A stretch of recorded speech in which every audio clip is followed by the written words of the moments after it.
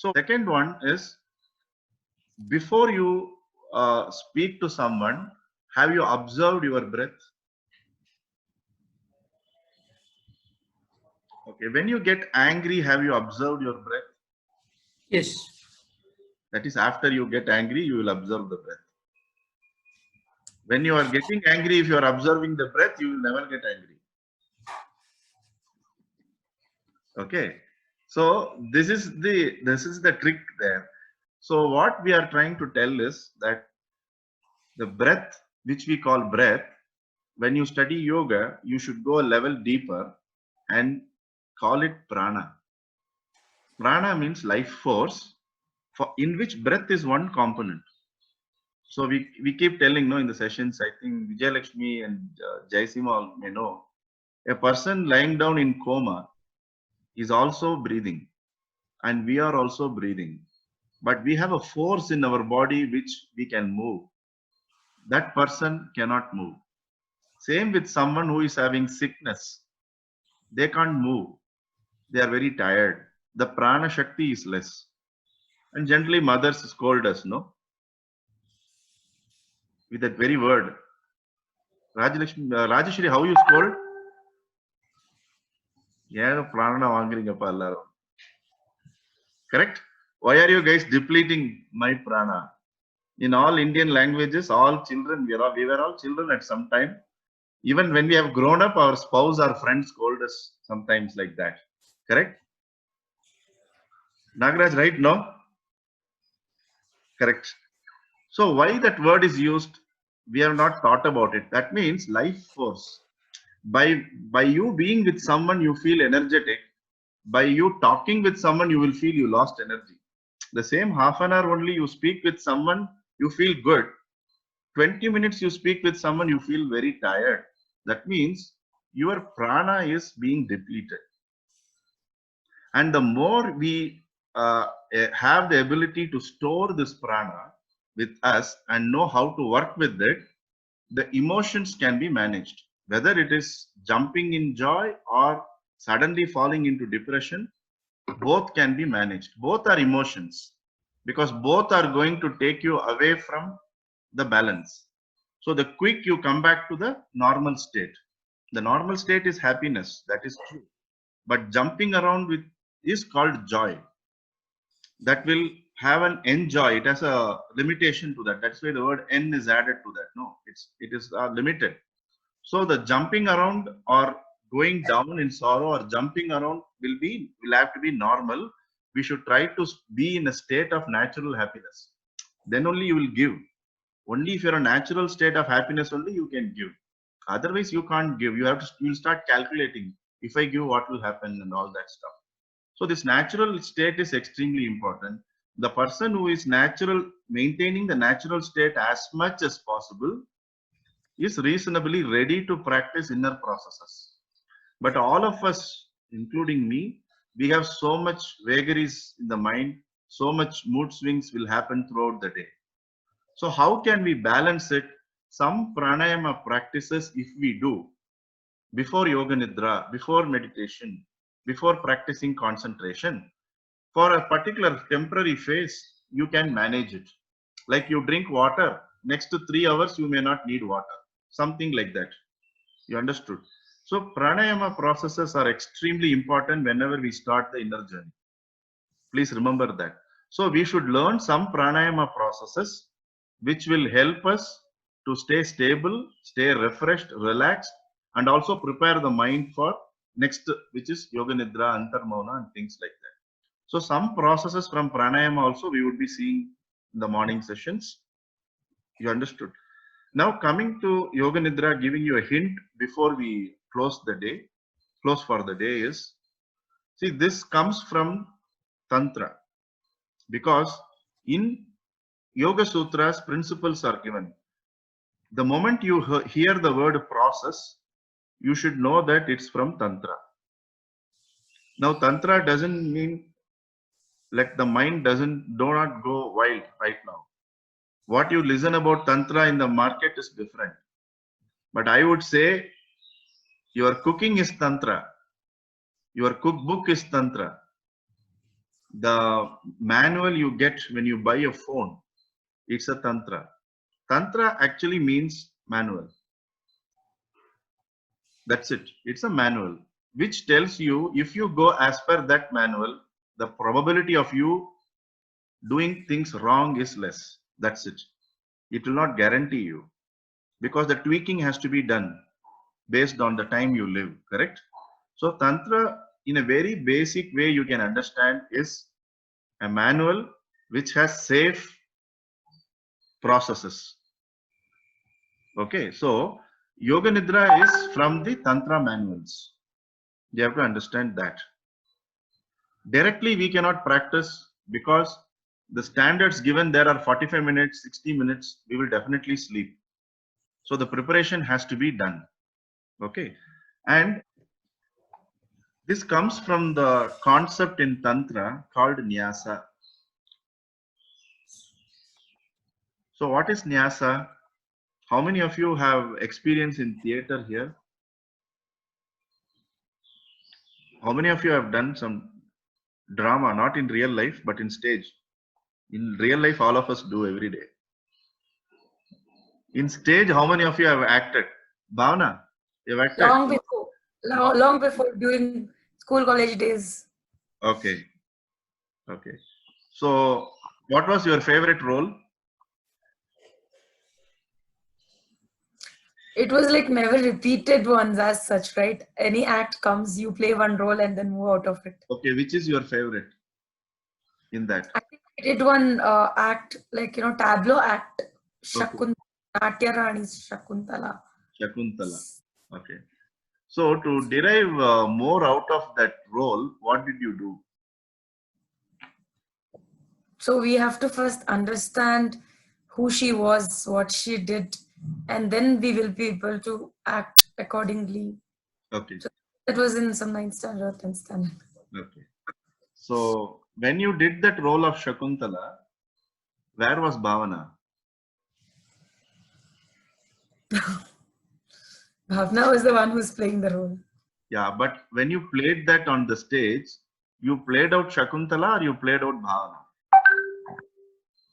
Bhavna played out Shakuntala. Yeah, so you played out Shakuntala, right? So you withdrew from Bhavana and expressed Shakuntala. Am I right? If you are playing Bhavana, you would have scolded also a couple of people there. That's different. So this is called withdrawal. So what is withdrawal is you are temporarily withdrawing from your personality. When in the case of a drama, what happened? Bhavana withdrew from her personality, which is Bhavana, and enacted the personality, which is Shakuntala, right? If you understand this, you will understand what is Nyasa. What is Nyasa means the ability to withdraw from, I am filling the gap, the personality, what we are, and getting closer to who we are. All of us have a reality, no? We have a reality, which is the discovery of it is the entire life or lives we spend, who we are, correct? So the journey towards that is started from the fifth limb of yoga, which is withdrawal, which is Nyasa. So Patanjali would tell withdrawal, but the tradition will tell you how to do it. So in the day and age we live, maybe 200 years afterwards, this process may not be there. We don't know. They would withdraw it. I am purposefully using this word. This process, Yoga Nidra, was very much in vogue. It was withdrew by tradition some 800,000 years before. Now it is again released. Understand that. That is the power of tradition.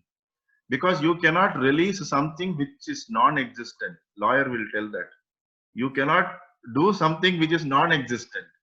So Yoga Nidra was withdrawn long time back. Now it is released by Swami Satyananda in the 1960s. Because in today's day and age, we need this system. So in the system, what happens? First, the body is allowed to relax. Okay. The body is allowed to relax. When the body is relaxed, then the mind gradually gets relaxed. and then the deeper recesses of the mind is accessed. Why it is done? When we are in the wakeful state now, we have access only to 10% of our mind. The subconscious mind is 90%. We do not have access to that subconscious mind. So I will give you an example of subconscious mind is when you are struggling to find a solution through logic, something comes up and tells you, let's do this. You do that. Lot of experiments, lot of scientists, lot many times to your own business problems, you found the solution was not in the rule book or in the printed. It was somewhere in between. You figured it out and it comes out, correct? That's coming out of your subconscious mind. Your habits are formed in the subconscious mind and exhibited in the conscious mind. So Yoga Nidra's main work is with your subconscious mind. So what Yoga Nidra does, it helps you to reprogram your subconscious mind in the way which we need to. Remember, underline the word need. We are not talking about want. Moment we use the want, it means it is negotiable. Correct? Moment you use the word need, it is non-negotiable. We need water, but we may want Coke. Generally, the wants are the issues which create problems for us. The needs generally do not create problems. So what Yoga Nidra teaches us, how to understand the needs which we have and the wants we have. So when we start the process, we start listing down the desires we have. So that is your homework today. The homework is start listing down your desires. That desire could be going for a walk every day morning 6. I'm telling desire because many of us press snooze at 6. Correct? Many of us don't get up at 6. So that your another desire could be, I should not use snooze at all in the alarm. Jay may file a case against me. There is a provision given, that means you should allow democratically to use that provision. Correct? My snooze works for 45 minutes. So okay. Good. So it could be very simple, like every Wednesday I would like to visit Starbucks. Or every Friday I like to eat an ice cream. Or monthly once I want to just be alone. Whatever it is. So today, the entire day, whenever you get time, do not judge yourself. Be a friend to yourself. And whatever desire which wells out of you, note it down. And through the process of the next couple of weeks, before even the 7th or 8th day, we will understand how to classify these desires, how to accept them, and which desires to start manifesting. You understood, no? There is no point in getting confused what I have, what I need. Correct? The needs should be pretty clear. So when you start the practice of Yoga Nidra, the key thing we will get is at least clarity. Oh, these are my desires. That is the first clarity you will get. Second clarity you will get is, I should not practice judgment when I am thinking, because judgment will lead to suppression. You cannot say, I am such a good person. People think I am this, I am that. But how can I get this nasty, bad, ugly thought in me? Obviously, you will get. If you can get a great thought, you will get not so great thought also. Who told you will not get? Life is about opposites, right? If there is day, there is night. If you get a fantastic thought that you are living with God, next day you can also get some opposite thought also. So we should not make an assumption that we are so great and divine and we are a very good person, because we within ourselves, we know that we can go in both extremes. And the reality is we should accept that. It's okay. We have to work on it. Unless somebody, how many of you are there? 4 into 3, 12 of us are here. One of you is already a master. I don't know. I can't find because I am not a master. Only a master can identify, no others. Like a proper insurance agent will know who is the other proper insurance agent, right? Am I right? Yes. So if I chant Veda, Ramchandra will figure out I am just reading Samskrita. I am not chanting Veda because he knows what is it. Like that, unless you are a master, you cannot identify who is a master. Till we reach that state, it is very difficult to always stay in the goodness level. You can improve and increase the goodness level, but you should accept that it is okay sometimes to have not so good thoughts also. So Yoga Nidra is going to help you to release that, at least by writing and expressing it, so that you are not in the state of depression or compression or suppression. All these things will lead to dejection and despondency only. Okay, so you will get a right measure of yourself by managing the thoughts which are in both dimensions. So today assignment is, please write down your desires. It's okay, and do not share it with anyone. Never share it with anyone. Like how they give you a disclaimer when they give you a debit card. Don't share the pin with anyone. But except us, everybody at home will remember our pin. Could be anything, right? It is a wish which I want to do. That you call it as a desire, right? I'm not going to say anything on that. What you feel is desire according to you, you write it. There are so many things. Yeah, right. Many things, right? What I am telling is, do not restrict yourself from writing only the great ones. That is the reason for it to maintain secrecy. So what Ramchandra writes, only Ramchandra knows. Mother also doesn't know, anybody doesn't know. There is no close friend in life. There is no the most confidential spouse in life. Don't get fooled. You are alone, you came alone, you have to work out your life alone. In between, everybody will give you some joy and more troubles. So don't add troubles to your life by sharing the desire list with anyone. If Ramchandra tells every day I want to have ice cream, I know doctor will first tell why did I ask him to attend the session. So Ramchandra should not tell what he is writing to Dr. Sangeeta. I think all of us are grown up enough, right? So we should be able to manage it. So accept that the mind has all these things. That's the first great matured step you are going to take when you are stepping into these kind of courses called Yoga Nidra. That is the homework today, because we will learn how to structure these desires as needs and wants, how to work it out, how to filter it. Naturally, you will see some of those desires will die its own death. You don't need to struggle about that. You got it, no? So this is one.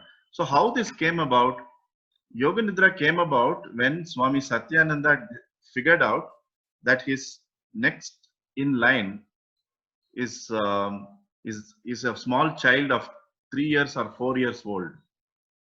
It was Swami Niranjan. And before Swami Niranjan was born, the parents and the Swamiji knew that the child born would be one day managing the entire affairs of yoga at Bihar School of Yoga. So that insight they had. So at the age of 3 or 4, the child said to the parents, now I am going to live with my teacher. I am going to be here. 3 or 4. All when we were 3 or 4, we will be like this, no? With finger on inside and holding mother's dress and walking everywhere. But this child said, I am going to be with my teacher. So that is why we got Yoga Nidra. So what Swami Satyananda figured out, when he was a teenager, a great master in Tantra was his teacher. She taught him Yoga Nidra. So he remembered that the concept of Yoga Nidra could be used to transfer knowledge to the child. So when the child would sleep, the child would be sleeping. Swamiji would be taking sessions to everyone around. Why it is important to know this? When a child sleeps, don't be fooled to think the child is sleeping. The child is wide awake when it is sleeping. The child is like a sponge. Till the child develops the awareness, I, me, myself, and individuality, the child is in sync with everything. There is no sleep exactly for a child. So in Ayurveda, they have this Garbha Samskara, right? Wherein in the tradition, when a girl becomes pregnant and starts her motherhood, only auspicious and good things are shared. We read texts from Sundarakandam and many texts which are there, so that the mind culture of the child is formed from right from the womb state itself. Because Ayurveda says at the time of conception, the mother's dosha and the father's dosha become the dosha of the child. Am I right, doctor? The predominant things, correct? So we may be a boy or a girl. Remember, our mind is predominantly shaped by our mothers. Manas is feminine, buddhi is masculine. So unless our manas is fertile with right kind of thoughts, the buddhi will get only wrong things to take decision. So yoga nidra is working with your manas itself. Correct? So this is very important to understand. So when a child is around, if the child is 6-7 years old and it is sleeping, please do not think the child cannot listen anything. The child has no judgment. Whatever we speak is truth for the child. So in South we have a saying, the son of a police is always generally a thief. The children of teacher is generally a dullard. Why it happens? When they enter home, they only speak about the negative stuff. When a teacher enters home, they never generally speak about the brightest student in this class. They are frustrated with the dull students in the class and they open out at home. The children and the pregnant women, that's if it is their wife, the child thinks that is the truth. The law enforcement, the police enters the home, they speak only about the cases and the negative things what they dealt with. So unknowingly, we feed the children in the family and the society with things which they think to be true, but it is not true. So you could see Yoga Nidra's effect and the purpose right from there. It's not only when you grow up. So without knowing, all of us have practiced. I'm only reminding all of you. Because when you practice it once, science tells you can repeat it again. If one person can achieve, other person can also achieve. So as a child, we have already practiced Yoga Nidra, right? I'm just reminding that knowledge to you. So you can actually practice it again. For that, you should get into the state of a child wherein there is less judgment, more trust. Right now, because we don't know each other well, if I tell you close your eyes, you may not be comfortable. That's the truth. I don't know you, you don't know me. But a child has no such inhibition. Whether you say or not, it will close the eyes when it gets sleep. Some of you also did it today, I saw that. But I'm not thinking and telling that you are in the state of a child today. As an adult, you are sleeping. Some of you, I know it's a very long session today. I'm just telling you. So how to take the mind to that state? That's all we are going to see in the coming days. Is it okay? So to give a summary, Yoga Nidra comes from the ancient concept called Nyasa, which is from Tantra. Nyasa means to withdraw. Nyasa means to withdraw. So from withdraw from the personality, that means also to withdraw from your worries, tensions and anxieties, which are not the real you. This is just a superimposition on you. And then just undergo the process. And it is a process which can be slotted under the fifth limb of yoga, which is Pratyahara. And those fifth limb is from the 8 limbs of yoga codified by Patanjali. And that comes from the text called Patanjali Yoga Sutras. I'm not getting into the historicity of it. because knowing the history doesn't mean we will understand the subject. That is your personal choice to pursue. When it was written, whether it was written, that's your journey. But here we are only focused on the principles. And that Yoga Sutra is part of a bigger study called Darshana, where in India we have 6 types of Darshana. Darshana means to see, like how we go to temples and we have a Darshana. In India, we call philosophy as Darshana because Darshana means it has a what component, that is the principles, and the how component, which is the processes, without which the philosophy is only dry and theoretical. In India, we do not have a single philosophy which is dry and theoretical. That is the reason for our culture and tradition to live, and it is called a living tradition because anything we say, we back it up with a process. I think there are more cookbooks written in India than ever in the world. Because we back everything. The content we produce is so much today. We back everything. We say something, you have to back it. And this all trace back to the concept called Veda, which we will see later in the sessions. So I hope all of you got an overview of it. Okay. So thank you very much. So we'll catch up tomorrow at 6 o'clock. Okay. Thank you. Namaste.